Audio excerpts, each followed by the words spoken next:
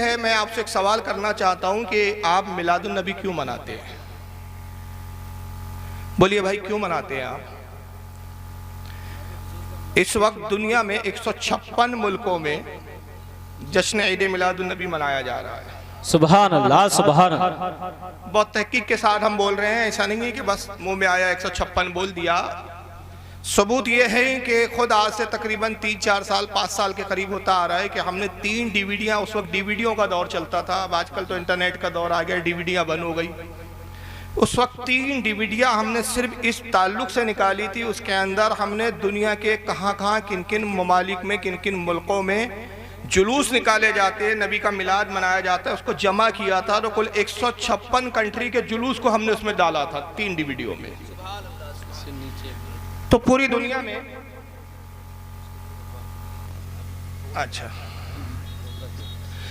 तो पूरी दुनिया में इस 156 मुल्कों में जुलूस निकाला जाता है, मिलादुन नबी की महफिल सजाई जाती है और ख़ास तौर से हिंदुस्तान में भी महफिलें सजती है। तो मेरा सवाल ये है कि ये आप लोग जुलूस क्यों मनाते हैं, जुलूस क्यों निकालते हैं, मिलादुन नबी क्यों मनाते हैं? बहुत छोटा सा सवाल है भाई, बोलिए क्यों मनाते हैं भाई आप लोग? रसूलुल्लाह से मोहब्बत है, आप हुजूर के गुलाम हैं, इसलिए मनाते हैं ना, नबी की आमद हुई। मैं कहा मेरा अब एक सवाल है, और ये सवाल मैं आपसे इसलिए कर रहा हूँ कि गैरों ने मुझसे बहुत किया है। यही सवाल पूछ पूछ के वो थक गए और हम जवाब देते देते थक गए, मगर समझ में ना उनके कुछ आया और हम उनको समझा नहीं पाए। तो चलो मैंने सोचा आज कम से कम इस मजमे पे ट्राई करते, ये समझ जाएं। वो तो समझ नहीं पा रहे बेचारे, ख़त्म अल्लाह अला कुलूबिहिम की मंजिल पर है वो लोग। तो भाई सवाल उन्होंने हमसे ये बार बार पूछा कि आप मिलादुन नबी मनाते हैं, क्यों मनाते हैं? साहबा ने मनाया क्या? क्या अल्लाह के रसूल सल्लल्लाहु अलैहि वसल्लम ने आपको हुक्म दिया? एक कोई हदीस ऐसी आप दिखा दो, एक कोई ऐसी हदीस जिसमें हुजूर ने कहा हो, ए लोगो मेरा मिलाद मनाओ, मेरी पैदाइश का दिन मनाओ। एक कोई ऐसी हदीस बता दो। तो हम बड़े परेशान हुए और तलाश किया, तो हमको ऐसी एक हदीस नहीं मिली। मैं साफ कह दूं भाई, क्योंकि अगर ऐसी कोई एक हदीस मिल जाती कि हुजूर जिसमें खुद कहते कि मेरा मिलाद मनाओ, तो फिर यह मिलाद मनाना सुन्नत हो जाता। सुभान। हम मुस्तहब कहते, सुन्नत तो कहते नहीं, बल्कि सुन्नत नहीं, मैं कहता हूं फर्ज हो जाता। बेशक बेशक। क्योंकि अल्लाह अपने हबीब की शान बयान करते हुए फरमाता है कि मेरा हबीब ये है कि हराम को जो है वो खुद ये भी हराम फरमाता है और हलाल को, चीज़ों को तुम पर हलाल करता है। जी जी। तो हुजूर को चीज़ों को हलाल करने का भी इख्तियार और चीज़ों को हराम करने का भी इख्तियार। बेशक बेशक, हक। तो हुजूर का हराम करदा भी वैसे ही हराम जैसे अल्लाह का हराम करदा हराम, हुजूर का हलाल करदा ऐसे ही हलाल जैसे अल्लाह का हलाल करदा हलाल। तो अगर हुजूर कह देते मेरा मिलाद मनाओ, तो मिलाद फिर मुस्तहब नहीं होता बल्कि फ़र्ज होता या सुन्नत होता है। बेशक। हमारे किसी आलिम ने नहीं कहा ये फ़र्ज है, सुन्नत भी नहीं कहते हम, लेकिन फिर क्यों मनाते हैं? तो हमने कहा चलो नबी ने तो कहा नहीं, जरा साहबा की तरफ जाएं और देखें कि साहबा का मामला क्या था। सुभान अल्लाह, सुभान। भाई जाहिर सी बात है कि जिसकी पैदाइश होती है तो पूरा घर, एक पूरा माहौल खुश होता है उसकी पैदाइश के दिन। तो रसूलुल्लाह सल्लल्लाहु अलैहि वसल्लम जब तशरीफ लाए तो फिर क्या माहौल क्या था, खुशियां कौन मना रहे थे? और नबी ने तो हुक्म दिया नहीं था। फिर ये जब नबी ने हुक्म नहीं दिया तो फिर ये मिलाद मनाया कि नहीं मनाया साहबा ने? जरा हमने सोचा चलो साहबा की सीरत को खंगालते हैं। तो साहबा की सीरत को जब हमने देखा तो हमें कुछ ऐसी चीज़ें नज़र आई कि हमने देखा कि रसूलुल्लाह इसका हुक्म नहीं देते थे, मगर साहबा करते थे ये काम। मिसाल के तौर पे आप सही बुखारी देखें, सारी मोतबर किताबों के हवाले दे रहा हूँ मैं। सही बुखारी उठाएं आप, किताबुल वुज़ू है, और ये हदीस और भी किताबों में आई है, मैं आगे बयान करता हूँ। किताबुल वुज़ू, और बाब का नाम है, जो इमाम बुखारी बाब लाए हैं, बाब का नाम है अल बुज़ाकी वल मुखाती व नहवी फ़ी सौब, यानी अपने कपड़ों के ऊपर थूक और रीत को ले लेना। थूक तो समझता है आपको, थूक तो सब जानते हैं, अब रीत शायद बहुत सारे लोग नहीं समझेंगे। जो नाक में जो गलाजत होती है उसको क्या कहते हैं? रीत। हमारे महाराष्ट्र में उसको बोलते हैं सेमुड़। आपके यहाँ क्या बोलते हैं? अरे नाक तो इसको बोलते हैं, उसमें जो अंदर रहता है वो गलाजत गीली गीली, रेड बोलते हैं। रेड यानी लाल। अरे ये अजीब जुमला है यार। रेड बोलते हैं आप क्या? चलो रेट। अच्छा रीट, रीट है उसका, रीट नाम है। ये रेड उसको थोड़ा सा बिगाड़ दिया आपने, तस्गीर कर दी मतलब उसको। अच्छा अच्छा, तस्गीरन बोलते हैं। चलिए ठीक है, तो जो भी आप बोलते हैं इसको रीत बोलते हैं। तो रीट जो है ये अच्छी चीज है कि गलत चीज है? ये बुरी चीज है। किसी के कपड़े पे गिर जाए तो बाजू वाला ये लिए और आपके कपड़े पे फेंक दे तो आप क्या करेंगे? बोलेंगे बहुत अच्छे, और डाल दो थोड़ा सा। कपड़े पे आपके कोई थूक दे तो आप क्या करेंगे? झगड़ा लड़ लेंगे ना। मगर इमाम बुखारी एक बाब कायम कर रहे हैं। इमाम बुखारी बरेली का कोई मौलाना नहीं कि शिकायत करो। इमाम बुखारी जो सबसे पहले बरेलवी है वो बाप कायम कर रहे किताबुल सलात में, और उर्वा से रिवायत करते हैं। ये उर्वा जो बाद में मोमिन हुए उस वक्त कुफ्र की हालत में थे। और हजरत उर्वा और मिस्वर, एक साहबी है, और एक है मरवान, ये तीन लोग मिलकर रिवायत करते हैं। और इमाम बुखारी इन तीन लोगों से रिवायत लाते हैं कि हुजूर सल्लल्लाहु ताला अलैहि वसल्लम सुलह हुदैबिया के मौके पर जब तशरीफ़ फरमा थे, सुलह हुदैबिया वाक़ हुई, मुशरिकीन और रसूलुल्लाह के दरमियान में, मुसलमानों के दरमियान में कुछ बातों को लेकर मुआहिदा हुआ। तो उर्वा मुशरिकीन की तरफ से नुमाइंदा बन के आए, हालत कुफ्र में थे। उन्होंने जो कुछ रसूलुल्लाह और सहाबा का अमल देखा हुजूर के साथ, तो उन अमल में क्या देखा उर्वा बयान करते हैं। और हज़रत उर्वा के बयान है, कहते हैं कि वमा तनख़मन नबी सल्लल्लाहु अलैहि वसल्लम नुखामतन इल्ला वक़अत फी कफ़्फ़ि रजुलुम मिनहुम फदालक बिहा वजहु वल जिल्दहु।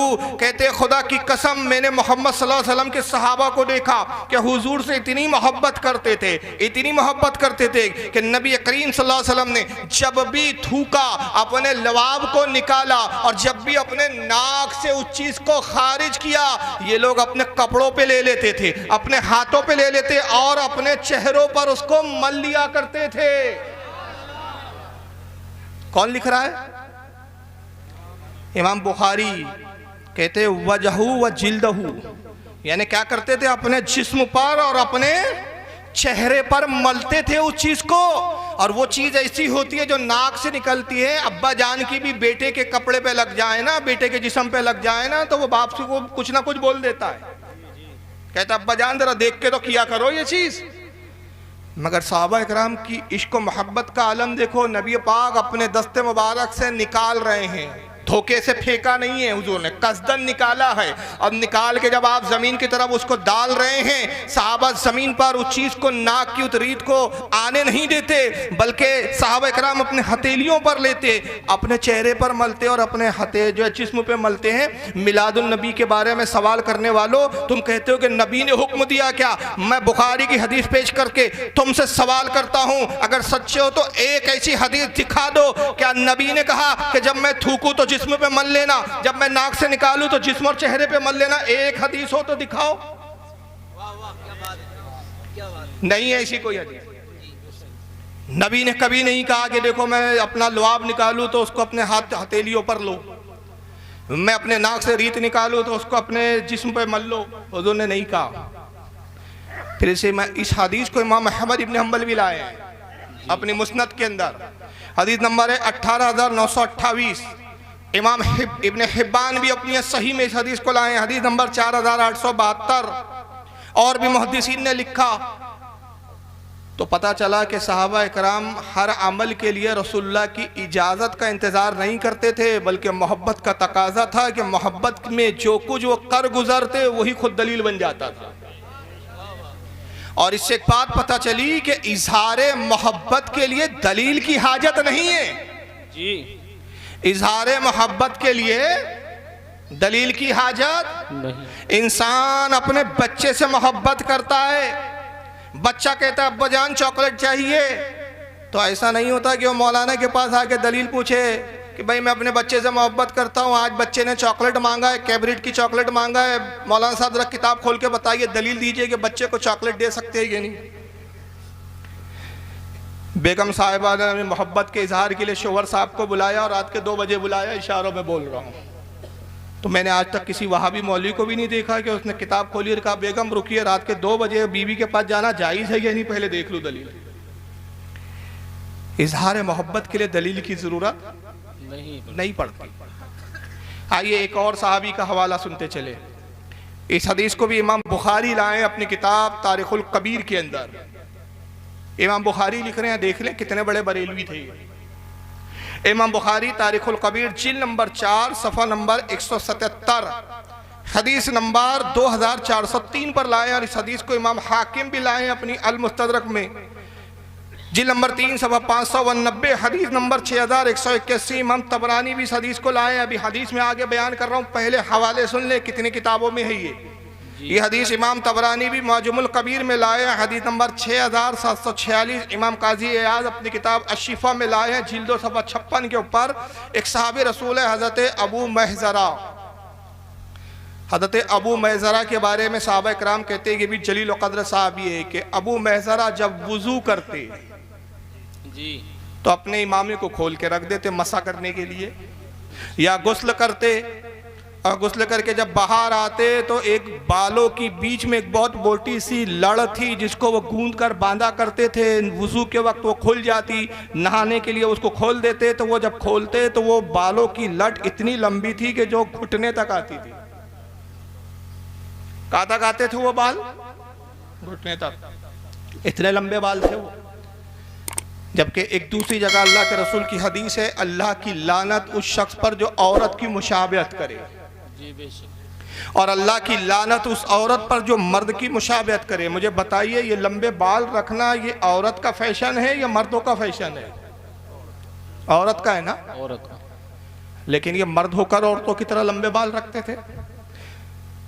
तो बाज़ ताबईन इकराम ने उनसे पूछा, अय अबू महज़ूरा, अय अबू महज़ूरा ये बताइए कि ये बाल आप कटाते क्यों नहीं है, ये इतने लंबे क्यों रखा है आपने? क्या आपको रसूलुल्लाह की वो हदीस नहीं मालूम कि आका ने कहा, सरकार ने फरमाया औरतों की तरह मुशाबहत न करो? तो हज़रत अबू महज़ूरा रज़ियल्लाहु ताला अन्हु फरमाते हैं, तुम्हें नहीं मालूम इस बाल की अज़मत क्या है? मामला ये है कि जब मैं छोटा था तो मेरी वालदा रसूलुल्लाह की खिदमत में मुझे ले गई और अर्ज़ किया, अल्लाह के नबी मेरे बेटे के लिए दुआ फरमाइए। आका ने मोहब्बत और शफ़क़त में दुआ भी की और दुआ के साथ साथ शफ़क़त में मेरे सर के इस हिस्से पर अपने दस्ते मुबारक को, अपने हाथ को फेरा। जिस बालों पर नबी का हाथ लग गया, मेरी माँ ने मुझे काटने न दिया। अब मैं जब जवान बड़ा हुआ मैंने भी उन बालों को काटना गवारा ना किया, इसलिए कि मुझे हया आती है जिन बालों पर नबी का दस्ते मुबारक लग गया हो उसको काट कर मैं नालों और गडरों में बहा दूं। मुझे हया आती है, इसलिए ये वो बाल है जिस पर नबी का दस्ते मुबारक लगा हो। सुभान अल्लाह। नारे तकबीर, नारे रिसालत, मसलके आला हजरत, जश्न ईद मिलादुन नबी जिंदाबाद। एक हदीस कोई दिखा सकता है इमाम बुखारी जैसे मुहद्दिस को नहीं दिख रही थी कि ये तो बिदअत है? इससे बड़ी बिदअत क्या होगी कि जहां ममानियत मौजूद है ये ममानियत के खिलाफ शरा काम हो रहा है। नबी मर्दों को औरतों की तरह फैशन इख्तियार करने से मना कर रहे हैं और अबू महज़ूरा रज़ियल्लाहु ताला अन्हु बाल रखे हुए हैं औरतों की तरह। इमाम बुखारी जैसा, इमाम हाकिम जैसा, इमाम तबरानी जैसा, इमाम काजी अयाज जैसे जलील व क़द्र मुहद्दिसीन इस हदीस को नकल कर रहे हैं। सहाबा इकराम इस पर एतराज़ नहीं कर रहे हैं। जबकि कोई मई का लाल में जिम्मेदारी से कहता हूँ एक हदीस मुझे ऐसी दिखा दे कि अल्लाह के नबी ने फरमाया देखो जिन बालों पर मेरा हाथ लग जाए उसको काटना मत, उसको फेंकना मत। कोई हदीस नहीं मिलती आपको, कोई नबी का हुक्म नहीं मिलता। मगर ये सहाबा इकराम, ये सहाबी की मोहब्बत है कि जिन बालों पर नबी ने अपना दस्ते मुबारक रख दिया वो बाल अब मुतबर्रिक हो गए। तो जिसको नबी छू दे वो चीज़ उनके लिए तबर्रुक बन जाती है। जो चीज़ खुद नबी के से वाबस्ता हो, जो खुद नबी के जिस्म का हिस्सा हो, वो इंसानों के लिए और मोमिनों के लिए कितना बड़ा तबर्रुक बनेगी। बेशक बेशक, वाह सुभान। खुद नबी पाक सल्लल्लाहु अलैहि वसल्लम का मुँह मुबारक का आलम क्या होगा। आज ये एतराज़ करते हैं कि रसूलुल्लाह के मुँह मुबारक की ज़ियारत क्यों करते हो तुम लोग। आइए एक और हदीस सुने। इसको इमाम इब्न हजर अस्कलानी रहमतुल्लाह अलैह, ये ऐसे एक मुहद्दिस है जिन पर सबका इत्तेफाक है। इनको उलमा देवबंद भी मानते हैं, नाम नेहाद अहले हदीस गैर मुक़ल्लिदीन भी इनको मानते हैं। अल्हम्दुलिल्लाह हम बरेलवी भी इन पर इत्तेमाद करते हैं। इमाम इब्न हजर अस्कलानी अपनी मशहूर ज़माना किताब इसाबा फ़ी तमीज़ुस सहाबा सफ़ा नंबर 72 पर रिजाल नंबर 275 पर फरमाते हैं कि एक जलील क़द्र ताबई है हज़रत साबित बुनानी। ताबई है, शागिर्द है जलील क़द्र सहाबी हज़रत अनस इब्न मालिक के। और अनस इब्न मालिक वो सहाबी है जो रसूलुल्लाह की सोहबत में 10 साल रहे, 10 साल हुजूर की खिदमत में रहे। जब हज़रत अनस का इंतकाल हुआ, अपने शागिर्द साबित बुनानी को बुलाया। अब बुला के कहा, ऐ साबित बुनानी सुनो, मेरी एक वसीयत है, मेरा बस अब इंतकाल का वक्त करीब है। कहा उस्ताद मोहतरम बताएं क्या वसीयत है। फरमाया वसीयत यह है कि वो फुला जगह एक डिब्बी रखी हुई है, उसको ले आओ। एक छोटी सी चांदी की डिब्बी थी, वो ले आए उनके शागिर्द साबित बुनानी। खोला तो उसमें चंद बाल शरीफ थे, बाल। सुभान अल्लाह। कहा उस्ताद मोहतरम है अनस इब्न मालिक साहब, ये रसूल ये कैसे बाल है? कहा ये रसूलुल्लाह के मुँह मुबारक है, सरकार के दाढ़ी शरीफ के बाल है जो मैंने चुन लिए थे। और साबित बुनानी मेरी वसीयत ये है कि जब मेरा इंतकाल हो जाए तो इन बालों को मेरी ज़बान के नीचे रख देना, इसलिए कि मैं गुमान करता हूँ कि जब तुम मुझे कब्र में रखकर अल्लाह के भरोसे छोड़कर चले जाओगे और कब्र में जब फरिश्ते आएंगे और कहेंगे कि मन रब्बो का, मैं जवाब देने के लिए अपने मुंह को खोलूंगा, उन्हें रसूलुल्लाह के मुंह मुबारक नजर आएंगे, तो मैं गुमान करता हूँ कि शायद वो फिर मुझसे दूसरा सवाल ही ना करे और नबी के बालों की बरकत से मुझे बख्श दिया जाए। सुभान अल्लाह, सुभान अल्लाह।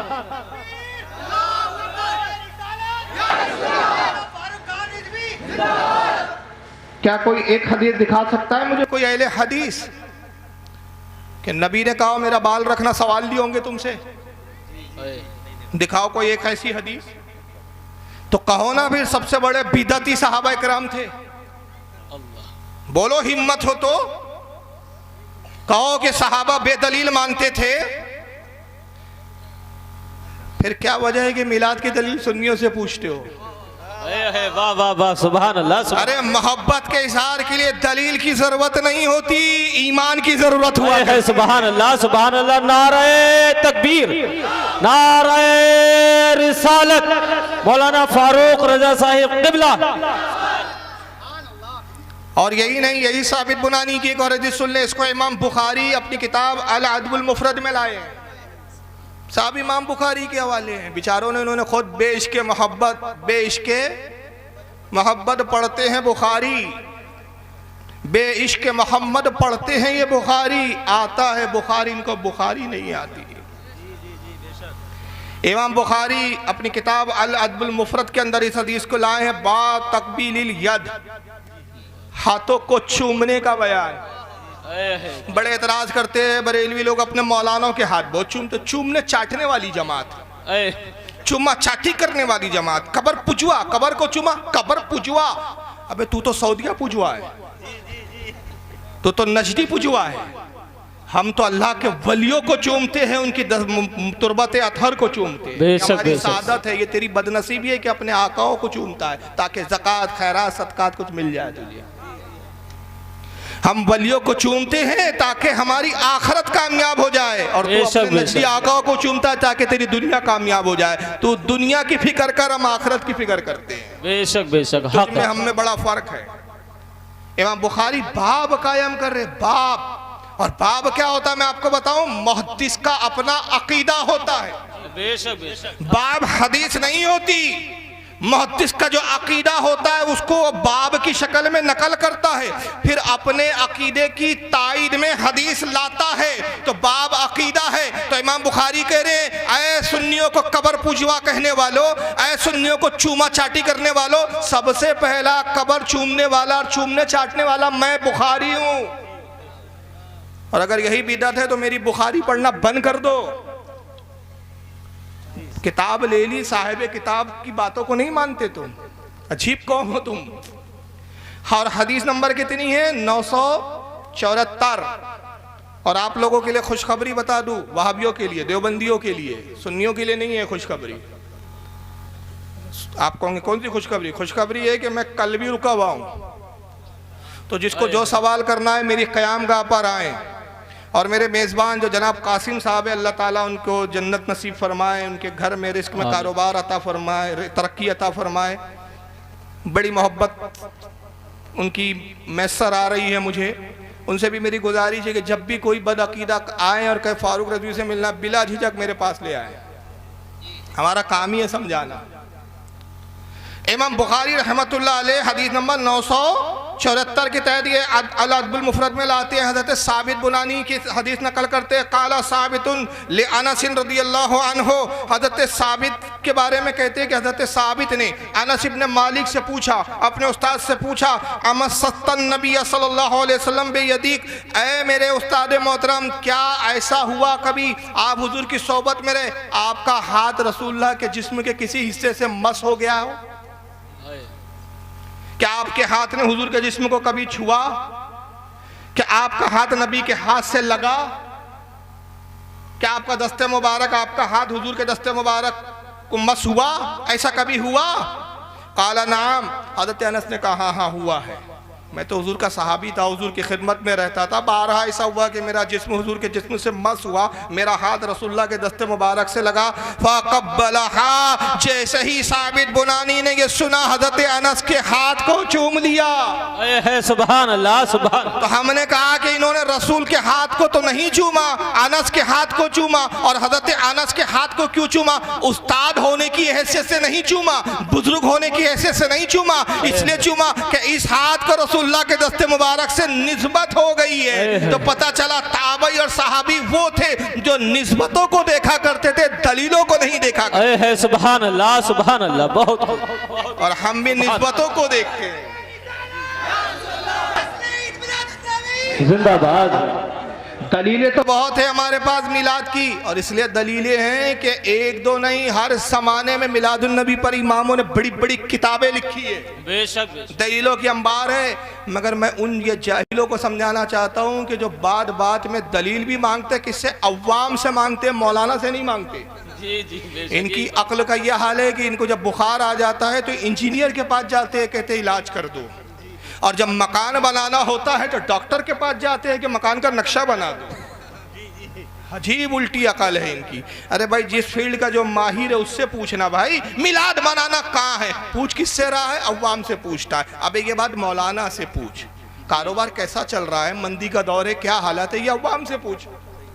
मौलाना से कारोबार पूछता है, बेचारे मौलाना को कारोबार की कोई पता नहीं, वो अपने मदरसे मस्जिद में लगे हैं। मौलाना से कारोबार क्या, और मौलाना क्या चल रहा है आजकल, बेचारा मौलाना क्या बताएगा। मौलाना से हदीस पूछ, और क्या चल रहा है आजकल वो अव्वाम से पूछ। तो अव्वाम से मसला पूछता है, मौलाना से हालचाल पूछता है। अजीब उल्टी अकल है इसकी। अब आइए और देख लें, मैं दो चार एक और हदीस पेश कर देता हूँ। बोर तो नहीं हो रहे ना? मैं 4 घंटे बोलूँगा, अगर आप सुनेंगे तो प्रॉब्लम नहीं है मुझे, मैं थकता नहीं हूँ। मैं वाबियों को थकाता हूँ, मैं नहीं थकता। और क्यों नहीं थकता? बरेली के विटामिन मिलते हैं, बरेली से टॉनिक मिलता है। वाह वाह वाह। रज़ा का नाम ले लो, सारी थकावट दूर हो जाती है। बेशक बेशक। और रज़ा का नाम वहाबी के सामने ले लो, जितना फ्रेश हो उतना मनूस हो जाता है। ये तासीर नाम है रज़ा की। हज़रत इमाम मोहम्मद इब्न साद तब इंतकाल हुआ 230 हिजरी में। अभी कौन सा चल रहा है? 1400, मोटा मोटा चले हम, 1441। 1200 साल पहले के मुहद्दिस। तुम कहते हो ना ये अकीदे बरेलियों के नहीं, ये मुहद्दिसीन के, इमामों के अकीदे हैं। 1200 साल पहले के मुहद्दिस इमाम मोहम्मद इब्न साद, उनकी बड़ी मशहूर ज़माना किताब है अत-तबक़ातुल कुबरा। तबक़ातुल कुबरा के अंदर ये हदीस लिखते हैं। फिर इसको बहुत सारे मुहद्दिसीन ने लिखा, उसके हवाले में आगे दे दूंगा 1-2 किताबों के। मेरे पास यहाँ बहुत सारे हवाले होते हैं, लेकिन चंद मैं दे देता हूँ क्योंकि सुन्नियों के लिए एक ही हवाला काफ़ी होता है।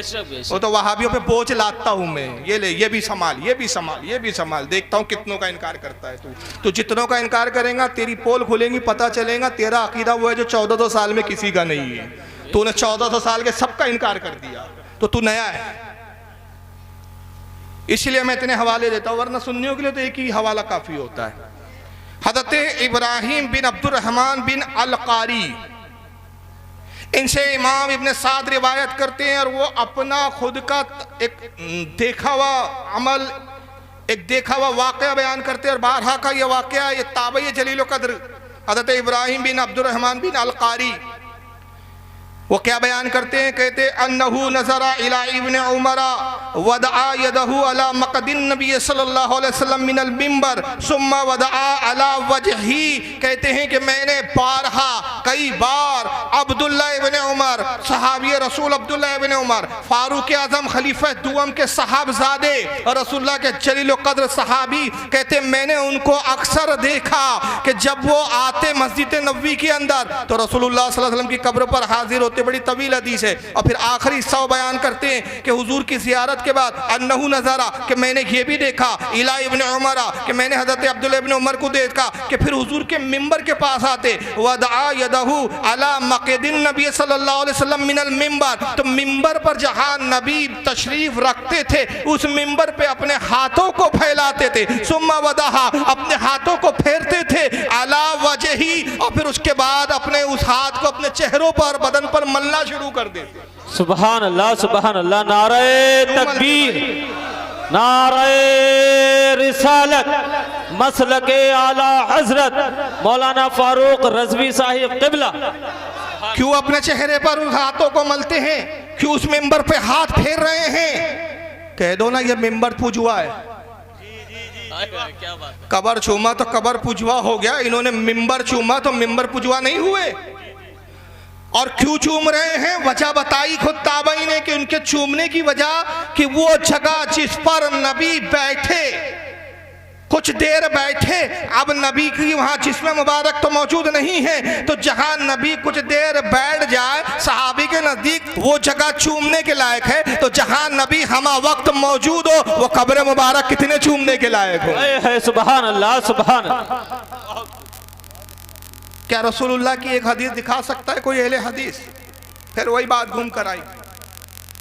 अल्लाह के नबी ने कहा था मेरे मिंबर को चूमना, चाटना, देखो जहां मैं बैठ जाऊं उस जगह को चूमना, बहुत बड़ा सवाब मिलेगा। एक हदीस दिखा दो, सिर्फ एक हदीस नहीं है। और जैसे कहा कि इसके हवाले और भी सुन लीजिए, इमाम इब्न हिब्बान ने इसको अपनी अस्सिक़ात किताब के अंदर लाया है। 354 हिजरी में इनका इंतकाल हुआ।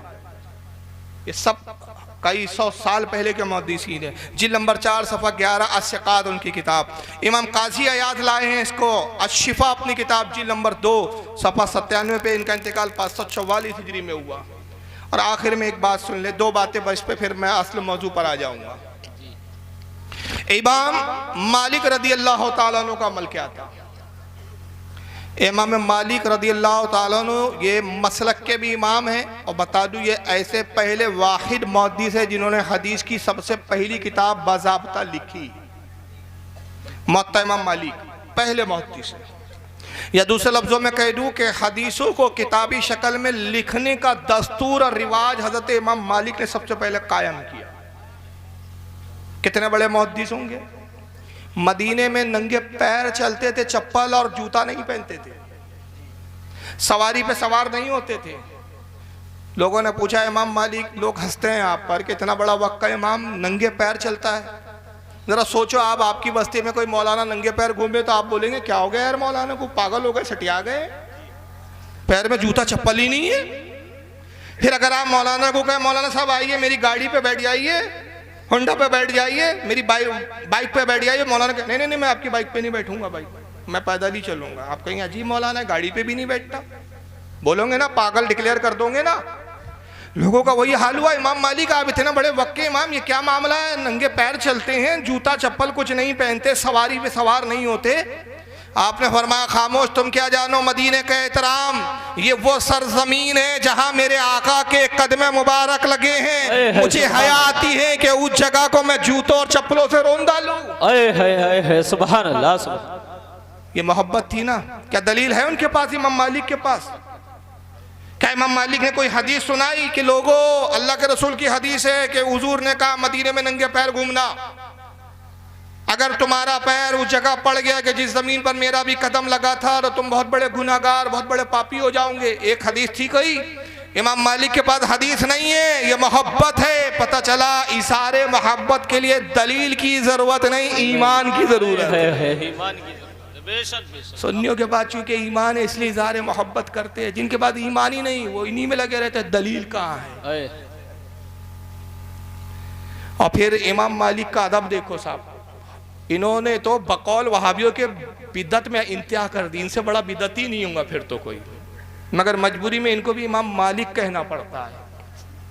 अपनी कनीज को तैयार किया उन्होंने एक बात के लिए, और किस बात के लिए तैयार किया इसको इमाम काजी अयाद अशिफा में नकल करते हैं, जिल्दो सफ़ा 45। और शाह अब्दुल अजीज़ मुहद्दिस देहलवी, जिनको देवबंदी भी मानते हैं, जिनको सुन्नी भी मानते हैं, जिनको अहले हदीस भी मानते हैं, शाह अब्दुल अजीज़ मुहद्दिस देहलवी अपनी किताब बुस्तानुल मुहद्दिसीन सफ़ा 19 पर नकल करते हैं कि अपनी कनीज को तैयार किया, और तैयार ये किया कि जब कोई सवाल करने वाला आता इमाम मालिक के बारे में पूछता, तो कनीज कहती ये बताओ मसला पूछने आए हो कि रसूलुल्लाह की हदीस सुनने आए हो।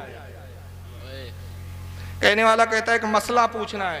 कहती बैठो, बैठक रूम में बिठा देती, ड्राइंग रूम में बिठा देती, इमाम मालिक के पास हाजिर होती। कनीज कहती आका कोई शख्स आया है, मसला पूछने आया है। इमाम मालिक फौरन उठते, उस रूम में आते, कहते शख्स बताओ क्या मसला है, क्या फतवा लेना है। हुजूर ये फतवा पूछना है, ये मसला पूछना है, आप जवाब दे देते। मगर आने वाला आता, कनीज पूछती मसला पूछने आए हो कि रसूलुल्लाह की हदीस सुनने आए हो। वो कहता रसूलुल्लाह की हदीस सुनने आया हूँ, सुभान अल्लाह, मसला नहीं है, मुझे हुजूर की हदीस सुनना है। कनीज फिर आती, कहती ड्राइंग रूम में बैठ जाइए, उसको बैठक रूम में बिठा देती। इमाम मालिक के पास आती, अर्ज करती हुजूर कोई शख्स आया है और अल्लाह के नबी की हदीस सुनना चाहता है। रावी कहते हैं कि हमने देखा इमाम मालिक उठते, गुस्ल खाने में जाते, अगरचे गुस्ल किया हुआ भी हो फिर दोबारा गुस्ल करते, कपड़े जो पहने थे अगरचे अभी ही क्यों पहने ना हो वो कपड़ों को बदल के फिर दूसरे लिबास को साफ सुथरे लिबास को ज़ेबतन करते, फिर इबा यानी झुब्बा पहनते, फिर सर पे इमामा बांधते। और जितनी देर में आप तैयार होते कनीज क्या करती, ऊद और लुबान को सिलगाती, उस बैठक रूम में ले आती, उस पे ऊद कोयलों को जलते हुए कोयलों पर ऊद डालती, लुबान डालती, पूरा कमरा खुशबू से महकता। इमाम मालिक इमामा पहनकर, झुब्बा पहनकर, गुस्ल करके, नए कपड़े ज़ेबतन करके मिंबर पर आते, कहते ऐ शख्स अब सुन मुझसे रसूलुल्लाह की हदीस है। सुभान अल्लाह, सुभान अल्लाह। बहुत कौन सी हदीस में था ये?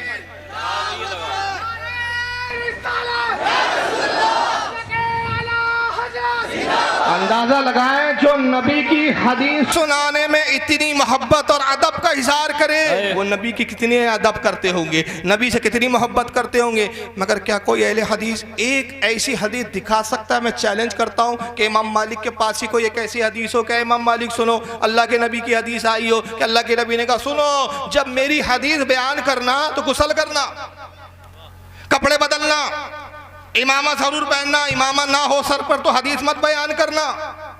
और जब हदीस बयान करने जिस कमरे में आओ उस कमरे में खुशबू से उस कमरे को मुअत्तर कर देना। कोई एक ऐसी हदीस, ये इमाम मालिक की मोहब्बत का आलम था। और तुम्हारा आलम तो कि गडरों और नालों पर तुम हदीसें सुनाते हो।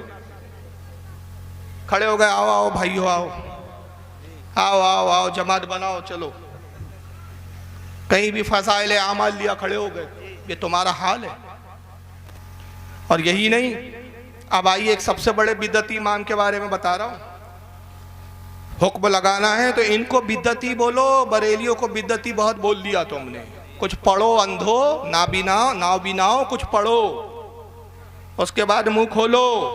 इसलिए बरेली के मौलाना से मुनाजरा नहीं करते, उनको पता है अपनी पब्लिक को उल्लू बनाना आसान है, बरेली के मौलाना के सामने बैठना बड़ा मुश्किल है। क्योंकि मुनाजरे में लप्पासी नहीं चलती, किताबें चलती है। बेशक बेशक। और एक रोता है, बोलता लैपटॉप लेके घूम रहा है। मैंने कहा तकरीर मैं करता हूँ, लैपटॉप नहीं करता। मैं चुप हो जाऊं तो क्या लैपटॉप बोलेगा? लैपटॉप चलाने के लिए भी काबिलियत चाहिए। अनपढ़ आदमी लैपटॉप नहीं चलाता, पढ़ा लिखा चलाता है। तो लैपटॉप इसलिए नहीं रखा जाता कि ये तकरीर करता है या मैं इसका मोहताज हूँ, नहीं, पब्लिक इसकी मोहताज है कि जब तक इससे दिखाओ नहीं, पब्लिक मानती नहीं है यार। प्रॉब्लम ये है, मैं लैपटॉप का मोहताज नहीं हूँ। ये तो टेक्निकल चीज़ें तो अभी आई है ना, और तकरीर तो मैं एक ज़माने से कर रहा हूँ, बचपने से कर रहा हूँ। बहुत से उलमा बैठे होंगे शायद जानते होंगे या नहीं जानते होंगे, मैं आज की पैदावार नहीं हूँ तुम्हारी तरह। 18 साल की जब उम्र थी, मेरी शादी भी नहीं हुई थी, तो सबसे पहली किताब मैंने 18 साल की उम्र में लिखी थी, करीने जिंदगी। और ये ऐसी किताब है कि वाबड़े भी छापते हैं, उसमें रद भी है तब भी छापते। क्यों बोलते? बिकती बहुत ज़्यादा है, आमदनी इसी से बहुत होती है। तुमने अभी पहचाना नहीं मुझे बेटा, बाबा जर्जीस बलात्कारी बाबा,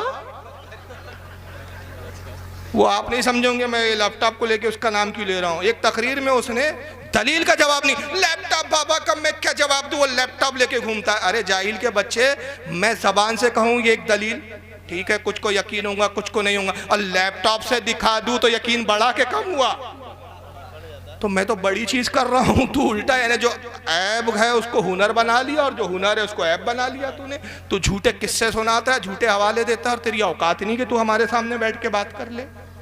अब आइए सबसे बड़े बिदअती इमाम, जिसको सबसे ज्यादा ये मानते हैं, और लिखने वाले कौन है इस वाक़े को जो मैं बयान कर रहा हूँ? इमाम इब्न हजर अस्कलानी, जिन्होंने बुखारी की शरह लिखी। अब बुखारी की शरह का मुकदमा लिखा उन्होंने हदियतुस्सारी के नाम से। जिल नंबर है इसकी 1, सफ़ा नंबर 490, फतहुल बारी शरहुल बुखारी के नाम से मशहूर है। फतहुल बारी शरहुल बुखारी जिल नंबर 1, सफ़ा नंबर 490। वो कहते हैं कि इमाम बुखारी रहमतुल्लाह अलैह ने जब बुखारी लिखना शुरू किया, 2 लाख हदीसों को जमा किया। सुभान अल्लाह, 2 लाख हदीसों को कितने साल जमा किया? 19 साल तक। 19 साल लग गए बुखारी हदीसों को जमा करने में। 2 लाख हदीसों को जब कम जमा कर लिया, इकट्ठा कर लिया, तो फिर हदीसों को छांटना शुरू किया। जो उनके उसूल के मुताबिक सही थी उसको लिखते गए, जो उनके उसूल के मुताबिक सही नहीं लगती थी उनको उसको हटाते गए। 2 लाख हदीसों में से जब छाटा तो बची कितनी? बची 7,563। कितनी? 7,563 हदीसें बच गई। और अगर उसको तकरार के साथ जो हदीसें आई है सही बुखारी में उसको छाटे तो और कुछ कम हो जाती है उसमें। अब जब इतनी हदीसें उनके नज़दीक सही लगी, अब उन्होंने कहा इसको मैं किताब की शक्ल में लिख दूँ, सहीहुल बुखारी के नाम से इसको लिखूँ, जामे सही के नाम से लिखूँ। तो उन्होंने कलम उठा के लिखना नहीं शुरू किया। अब जब ये 7,563 हदीसों का इंतखाब कर दिया कि यही मुझे उम्मत तक पहुँचानी है, तो खाने काबा रहने वाले थे बुखारा के, खाने काबा आए। खाने काबा आने के बाद एक मकान किराए से लिया। जरा सुने बिदअतें कितनी हो रही है। किराए से मकान लिया इमाम बुखारी ने। मकान लेने के बाद जब हदीस लिखने का जिस दिन इरादा होता, मकान पे गुस्ल करते, नया लिबास पहनते, बैतुल्ला खाने काबा में आते, कलम और दवात कागज लेकर 2 रकात नमाज पढ़ते शुक्राने की, सिर्फ एक हदीस लिखते और उड़ जाते। बस एक हदीस, दूसरी हदीस नहीं लिखते हो। एक हदीस लिखते उड़ जाते, फिर दूसरी हदीस लिखना का इरादा होता, फिर घर आते, फिर दोबारा गुस्ल करते।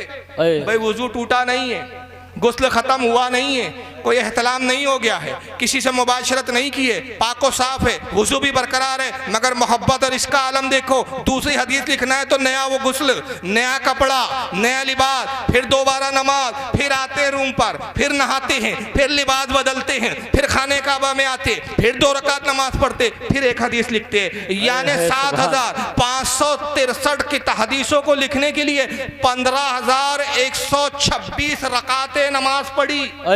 सुभान अल्लाह, सुभान, सिर्फ बुखारी लिखने के लिए।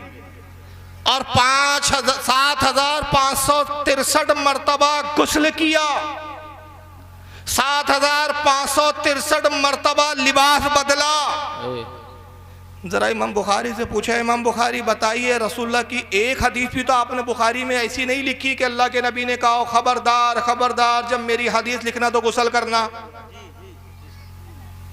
आप आपने खुद एक ऐसी कोई हदीस नहीं बयान की, तो अगर ऐसी कोई हदीस होती तो हम मान लेते भाई इस हदीस पर आपका अमल हो रहा था। नबी की कोई हदीस नहीं, सहाबा का कोई अमल नहीं, एक हदीस आपने किसी सहाबी से भी नहीं रिवायत की, सहाबी तो छोड़ो किसी ताबई से भी रिवायत नहीं की, अरे ताबई तो छोड़ो तब ताबई से भी आपने रिवायत नहीं की कि एक कोई ऐसी हदीस होती कि जिसमें आका बयान करते हो या सहाबी कह रहे हो या ताबई कह रहा हो या तबे ताबई का अमल हो कि ये कि जब तुम रसूल की हदीस लिखो तो खाने काबा में लिखो, जब लिखने बैठो तो पहले गुस्ल कर लो, गुस्ल के बाद 2 रकात नमाज शुक्राने की नफिल पढ़ो, और सिर्फ एक लिखना दूसरी मत लिखना। ये उसूल और ज़ाब्ता इमाम बुखारी ने लाया कहां से? हदीस तो है ही नहीं, और हो तो 2 काम करो वहाबियो, या तो हदीस दिखाओ या इमाम बुखारी पे बिदती का फतवा लगाओ। जी जी बेशक। दोनों में तुम्हें मौत आ जाएंगी, ना तुम हदीस दिखा सकोगे ना इमाम बुखारी को बिदती बोल सकोगे। तो पता चला कि तुम्हारा बिदती का फतवा अपना खुद साख्ता है, ये तुम्हारा अपना बनाए हुए उसूल के तहत है, और हमारा अकीदा ये है कि ये इमाम बुखारी की मोहब्बत थी रसूलुल्लाह से हदीस लिखने पर, ये रसूलुल्लाह की हदीसों को जमा करने पर मोहब्बत का इजहार था, और इजहार मोहब्बत के लिए उनके लिए दलील की ज़रूरत नहीं थी, ईमान और मोहब्बत की ज़रूरत। बेशक बेशक बेशक। अगर सिर्फ इस तरह के वाक़यात बयान करूँ ना तो पूरी रात छोटी पड़ जाए, पूरी रात छोटी पड़ जाए, कई दिन कम पड़ जाए। मगर मैं समझता हूँ कि ये चंद मिसालें, 7-8 मिसालें मैंने पेश की है, ये समझने वाले के लिए काफ़ी है कि इज़हार मोहब्बत के लिए दलील की हाजत। अब जो पूछे कि जुलूस क्यों निकालते, तो जवाब दे दो कि हम इज़हार मोहब्बत में निकालते, हमें दलील की हाजत नहीं। अगर दलील चाहिए तो जा पहले इमाम बुखारी से पूछ के गुस्ल करना और एक हदीस लिखना ये किस हदीस में आया है। अगर तुझे जुलूस की हदीस चाहिए इमाम मालिक से पूछ के मदीने में नंगे पैर घूमना किस हदीस में आया है। अगर तुझे जुलूस की दलील चाहिए तो जा इमाम मालिक से पूछ कि हदीस बयान करने से पहले इमामा और कमरे में खुशबू महकाना ये किस हदीस में आया है। अगर तुझे जुलूस की दलील चाहिए तो जा साबित बुनानी से पूछ कि अनस इब्न मालिक के हाथ चूमने की दलील कहाँ है। जा अब्दुल्लाह इब्न उमर से दलील पूछ मिंबर को चूमने की दलील कहाँ है। जा उन सहाबा से पूछ कि नबी करीम सल्लल्लाहु अलैहि वसल्लम जब अपनी नाके मुबारक से रीत को खारिज कर दे उसको चेहरे और बदन पे मलने की दलील कहाँ है। जा इनसे दलील पूछ। मगर सवाल तो ये कि दलील खुद इन वाबड़ों के पास भी नहीं है नहीं मनाने की। और शरीयत का उसूल ये है, याद रखिए कि उसूल शरा ये है कि ममानियत के लिए दलील चाहिए, जवाज के लिए दलील की हाजत नहीं। मिसाल के तौर पे आप कोई ऐसी चीज़ खाते हैं जिसको आप जायज़ समझते और जायज़ है, मसलन आप बिरयानी खाते हैं, समझाने के लिए मिसाल दे रहा हूँ, तो बिरयानी के जायज़ होने के लिए इतना ही काफ़ी कि जितनी चीज़ें हैं वो सब जायज़ है। चावल जायज़ है, मसाले उसमें जायज़ है, उसमें गोश्त जायज़ है, सबको मिला दिया सब जायज़ है। आप इसके लिए ज़रूरी नहीं है कि हम कहे कोई जाहिल खड़ा हो जाए कि मुझे बताओ बिरयानी क्या रसूलुल्लाह ने खाई है क्या कभी, तो किसी का बाप नहीं दिखा सकता। मगर ये वहाबी इतना बदबूदार फ़िरका है कि मुँह खोले तो बदबू निकलती है, ये बस एक ही रट लगाता है। साहबा ने मिलाद बनाया क्या, दलील कहाँ है, दलील दो दलील दो। हमने कहा जुलूस की जो दलील मांगता है, तेरे आका लोग जो है नेशनल डे मनाते उसकी दलील कभी अपने आकाओं से पूछा। अभी इंशाल्लाह मैं गुफ्तगू आगे करूंगा, लेकिन आइए मिलाद ना मनाने की इनके पास क्या दलील है। बड़ी अजीब अजीब दलील है। डॉक्टर जाकिर नाइक को सुन लें आप सबसे पहले, इनके पास क्या दलील है कि मिलाद नहीं मनाना चाहिए, सुनिए। आप देखेंगे हमारे मुस्लिम माशरों में जितने हैं, खुसूसन इंडिया, पाकिस्तान और ममालिक में, कि एक ईद मिलाद नबी मनाया जाता है, वो बर्थडे ऑफ द प्रॉफिट। और अगर आप देखेंगे ये 12 रबी अव्वल है, और जहां तक कि हमें हदीस की रोशनी में हमें यह साबित नहीं होता है कि मोहम्मद सल्लल्लाहु अलैहि वसल्लम ने कभी अपना सालगिरह बनाए, या साहबाज ने या ताइन या तबताइन ने कभी, या ताइन या तबताइन ने कभी उनका सालगिरह बनाए। तो जब मोहम्मद सल्लल्लाहु अलैहि वसल्लम ने कभी कहा नहीं कि मेरा सालगिरह बनाओ, या कभी साहबाज ने नहीं बनाए, और अगर आज हम उनका सालगिरह बनाते तो ये बिदअत हो जाता है। तो सालगिरह बनाने की कोई जरूरत नहीं है, ऐसा कोई इस्लाम एक मजहब के अंदर नहीं है, कुरान में भी नहीं, शरिया में नहीं। ये एक वेस्टर्न कल्चर है, ये एक वेस्टर्न कल्चर है। बताइए, मिलाद नबी का हर कल्चर वेस्टर्न है, तो इनके अकीदे में क्या नबी वेस्टर्न है क्या देसी है? कौन है भाई? बहुत ठंडे बैठे आप लोग, मेरी बात समझ में आ रही है कि नहीं आप लोगों के यार? हाँ कुछ हरकत तो करो, सिर्फ स्टेज पे हरकत हो रही है, पब्लिक बिल्कुल यह लगता है कि वीडियो पे चेहरे देखकर आप सकते में आ गए और सोच रहे हैं कि रात में नींद आएंगी कि नहीं आएंगी। इतने दलिद्दर मनुष्य चेहरे देख लिए कि हालत यह है कि कल रात ख्वाब में जनाब को देखा, सारी सूरत, कल रात ख्वाब में शैतान को देखा, कल रात ख्वाब में शैतान को देखा, सारी सूरत जनाब की सी थी। तो आपको ऐसा तो नहीं लग रहा है? नहीं भाई, आयतुल कुर्सी पढ़ के आप सो जाइएगा, इंशाल्लाह कुछ नहीं होगा। और अगर किसी को पूरी आयतुल कुर्सी भी याद ना हो, मनु चेहरे आप देख लिए, इंशाल्लाह आप रात में नहीं डरेंगे। सिर्फ 3 बार या रज़ा बोल के सो जाना। तो मौलवी साहब क्या, सॉरी यार मौलवी बोल दिया, गुस्ताखी हो गई, माफी चाहूंगा भाई। डॉक्टर साहब, पता नहीं कौन से डॉक्टर है, अपना पेशा छोड़ के यहाँ आ गए। हाँ, ढोरों के डॉक्टर है बोलते, अल्लाह जाने के डॉक्टर है भाई, होंगे वो डॉक्टर जिस बात के भी। डॉक्टर साहब कह रहे हैं कि देखिए सालगिरह मनाने का हुक्म हमें हदीस में नहीं मिलता।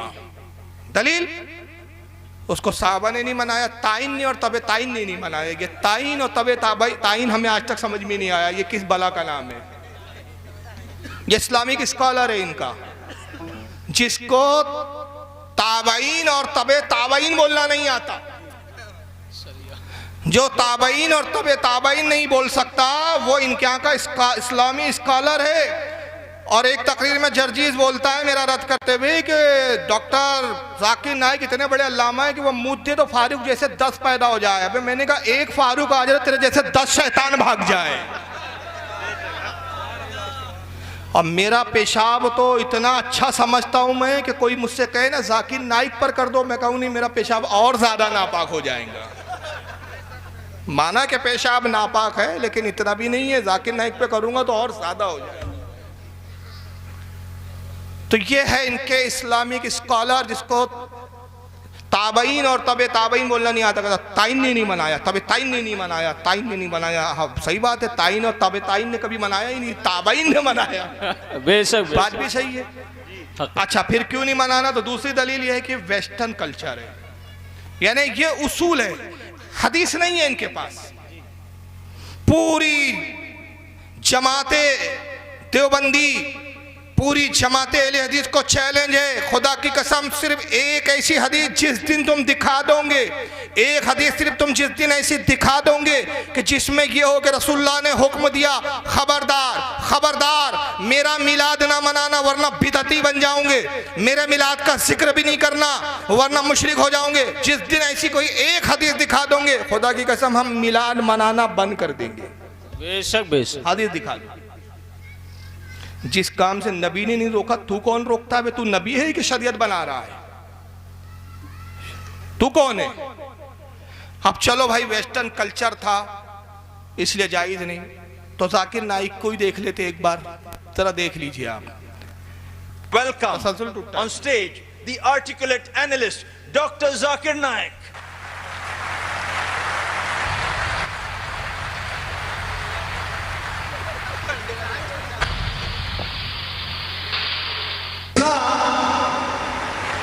That is peace acquired by submitting your will to Almighty God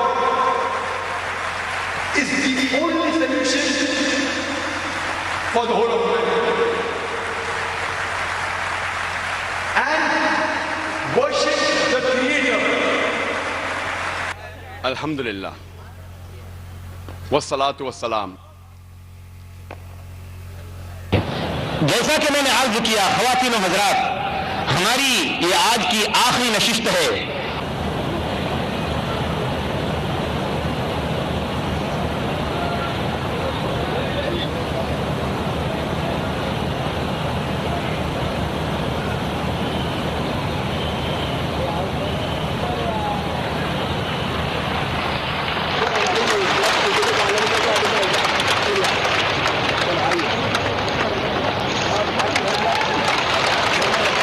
कुछ समझ में आया आपके? आसमान से एक अंडा नाजिल हुआ, दूसरे लफ्जों में कह दूं नज्द की मुर्गी ने एक अंडा दिया, अंडे में से जाकिर नाइक जैसा एक चूजा निकला। ये कौन सा कल्चर है? ये कौन सी तहजीब है भाई? जो लोग फिल्में देखते हैं वो जानते हैं मुन्नी बाई अंडे में से निकला करती थी पहले, है ना? कुछ पुराने लोग भी बैठे होंगे, हेलन के गाने आते थे पुरानी, एक हेलन डांसर थी पुरानी फिल्मों की, अंडों में से ही निकलती थी वो। इसका कहीं उससे ताल्लुक तो नहीं है भाई? ये कौन सा कल्चर है हमें बताओ? इतना खूबसूरत स्टेज, लाखों रुपए का स्टेज बनाया, आसमान से अंडा नाजिल हुआ, अंडे में से जाकिर नाइक नाम का चूजा बाहर निकला।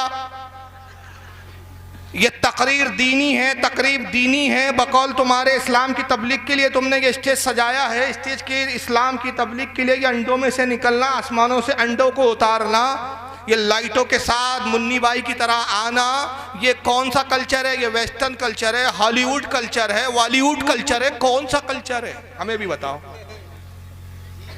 कौन सा कल्चर है? और अनाउंस भी ऐसा हो रहा है, देखिए हमारे अनाउंसमेंट कैसा होता है, फर्क देखें कौन इस्लाम पर है और कौन अंग्रेज की औलाद है। मैं आया तो क्या नारे लगे? फारूक रजवी नहीं लगे, नारे तकबीर अल्लाह अकबर। आ रहा है मौलाना, नाम अल्लाह का बुलंद हो रहा है, बेशक बेशक। नारे रिसालत या रसूलुल्लाह, मसलक आला हज़रत जिंदाबाद। और यार ये let's welcome doctor Zakir Naik. क्या है भाई ये? कौन सी इस्लामी तहजीब है ये? फिर आए जनाब आ रहे इस्लामी तकरीर करने, लिबास इस्लामी नहीं, अंग्रेजों का लिबास, टाई अंग्रेजों की, मगर मिलाद वेस्टर्न कल्चर नजर आया। इनको अपना ड्रामा वेस्टर्न नजर नहीं आता, जबकि मिलाद तो सहाबा ने भी मनाया, मिलाद का जिक्र कुरान और हदीस में भी मिला, इमामों ने किताबें लिखी। मगर ये जो कल्चर तुमने, वेस्टर्न कल्चर तुमने अपनाया, इसके बारे में भी हमें एक हदीस मिली, मगर हदीस ये नहीं मिली कि अंडे में से निकलो। हदीस हमें ये नहीं मिली कि जब तुम मिंबर पे आओ तो अंग्रेजों का लिबास पहन कर आओ। हमें हदीस मिली तो ये मिली, क्या मिली? मन तशब्बहा बेकौमिन फाहुवा मिनहुम, जो जिस कौम की नकल करे वो उन्हीं में से है। बेशक बेशक, हक। किसकी नकल है?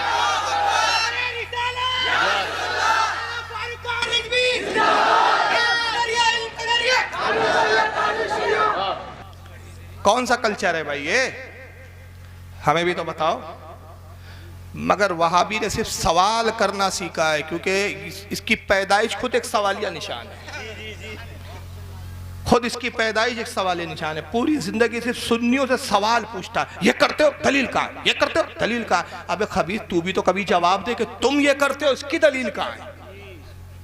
खुदा की कसम अगर रसूलुल्लाह चाहते, मेरे आका को तो इतना इख्तियार था, अगर हुजूर इस अंदाज को पसंद करते तो अंडों में से हुजूर नहीं आते, जन्नत से सवारी और बुराक आती, आका बुराक पे सवार होकर मस्जिद नबवी में आते। और बेशक बेशक, सुभान अल्लाह। नारे तकबीर, नारे रिसालत, मसलके आला हजरत, जश्न ईद मिलादुन नबी।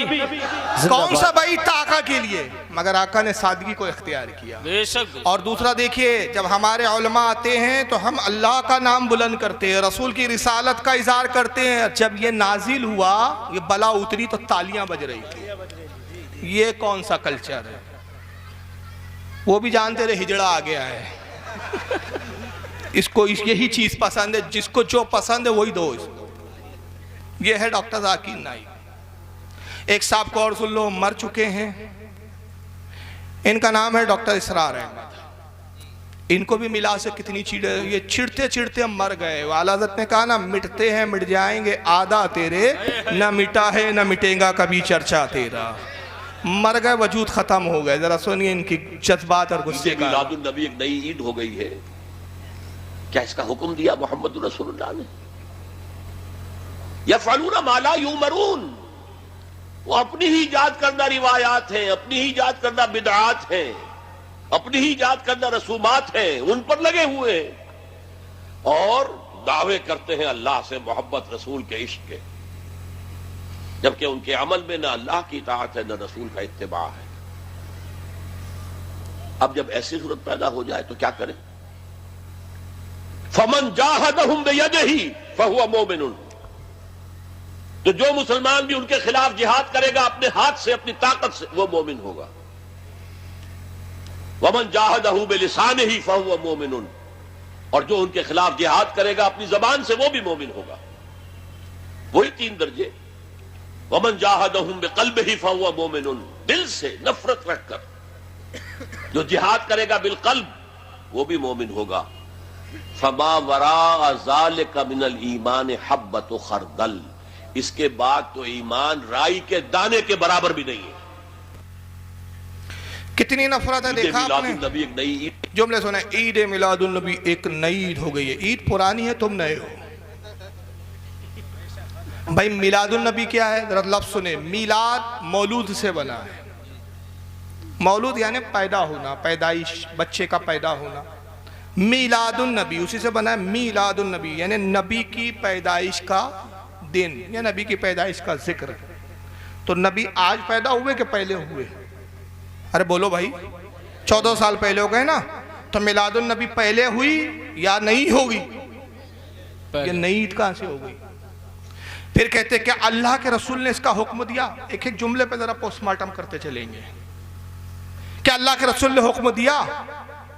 सवाल यह है कि ये उसूल किसने बनाया है कि जिस काम का रसूल ने हुक्म नहीं दिया वो नाजायज है? ये उसूल किसने बनाया, उसका नाम बताओ पहले। ये बहुत संजीदा सवाल है, और ये ऐसा सवाल है कि अगर इसको सुन्नी याद कर लेना, खुदा की कसम इनके बड़े से बड़े अल्लामा का पाजामा गीला कर सकता है। मैं बहुत जिम्मेदारी से कह रहा हूँ, मेरी तकरीर का एक एक जुमला बहुत इंपॉर्टेंस होता है, उसको सुनने आप। जब भी कोई तुमसे पूछे ये तुम करते हो, सहाबा ने किया क्या, रसूल ने हुक्म दिया क्या, उससे पूछो जो काम सहाबा ने और रसूल ने नहीं किया, जिस काम का रसूल ने हुक्म नहीं दिया वो काम नाजायज है। ये उसूल किसने बनाया, उस शख्स का नाम बताओ जी। कौन इमाम है, कौन सा आलिम है, कौन सा बुजुर्ग है, किसने ये उसूल बनाया, उसका नाम बताओ कि जो काम नबी ने नहीं किया, जिस काम का नबी ने हुक्म नहीं दिया। याद रखिए, नबी का हुक्म ना देना नाजायज की दलील नहीं। आगे मैं इसकी दलीलों में इमामों के अक़वाल पेश करूंगा, लेकिन अपनी जगह, क्योंकि आगे और भी कुछ चेहरे आपको देखने हैं डरावने, तो उनके एतबार से वो फिर वहाँ जवाब आ जाएंगे अपनी जगह। लेकिन अभी मैं गुफ्तगू बस उसूल बताता चलूँ कि उसूल शरा यह है कि जिस काम का नबी ने हुक्म नहीं दिया या जिस काम के बारे में नबी का कोई हुक्म ना हो वो नाजायज़ है। ये नहीं है, नाजायज़ के लिए ममानियत की दलील चाहिए। बेशक बेशक। वरना मैं कुछ मिसालें देता हूँ। नबी ने कुरान को किताबी शक्ल में जमा करने का हुक्म नहीं दिया, मगर ये जमा किसने किया? सबसे पहले अबू बकर सिद्दीक ने।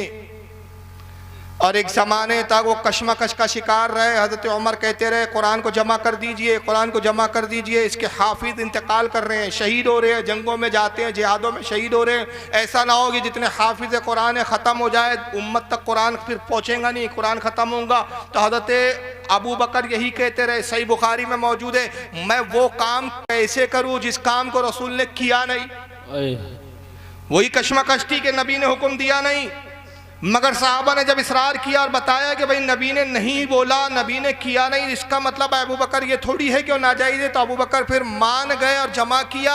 और अबू बकर सिद्दीक खुद कहते हैं, उनकी रिवायत खुद आती है सही बुखारी में, कहते हैं कि उमर बार बार इसरार करते रहे, यहाँ तक कि फिर अल्लाह ने मेरे दिल में खुद बात डाल दी कि कुरान को किताबी शक्ल में जमा कर दिया जाए। सुभान अल्लाह, सुभान। और जब कुरान किताबी शक्ल में जमा हुआ और लाया गया तो अबू बकर सिद्दीक ने क्या कहा था? फरमाया ये बड़ी अच्छी बिदअत है, हाज़ा नअमुल बिदा। ये बिदअत तो है लेकिन कैसी है? अच्छी है, नेमत वाली बिदअत है। पता चला बिदअत दो तरह की होती है, एक बुरी और एक अच्छी। हुजूर ने हुक्म नहीं दिया मगर अबू बकर ने किया। और आगे आए, अल्लाह के नबी सल्लल्लाहु अलैहि वसल्लम ने 2 या 3 रोज तरावी की नमाज पढ़ाई जमात से, फिर आपने तर्क कर दिया।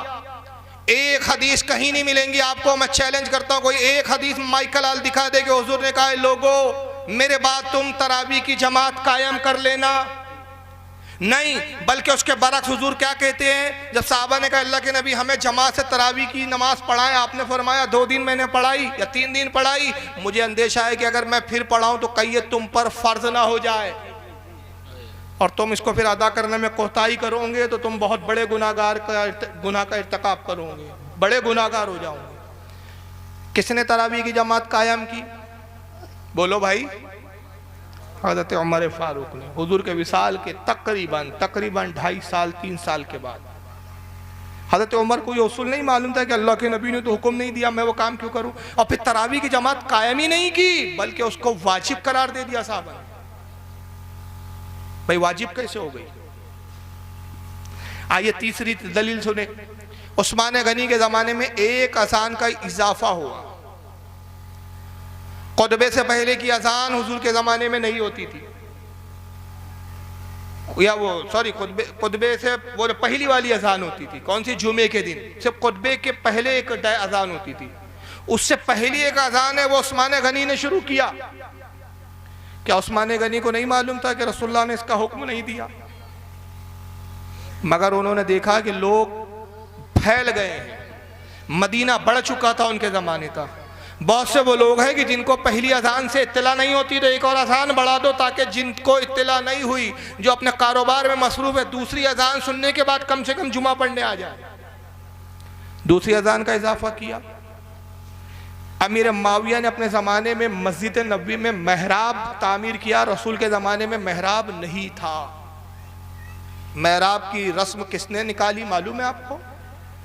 हज़रत अमीर माविया ने। और एक और बड़ी इश्क की बात बताऊं मैं आपको यार, बात आ गई मेहराब पर। उमर बिन अब्दुल अजीज पहले मुजद्दिद है, साबी नहीं है, ताबई भी नहीं है, तबे ताबई है।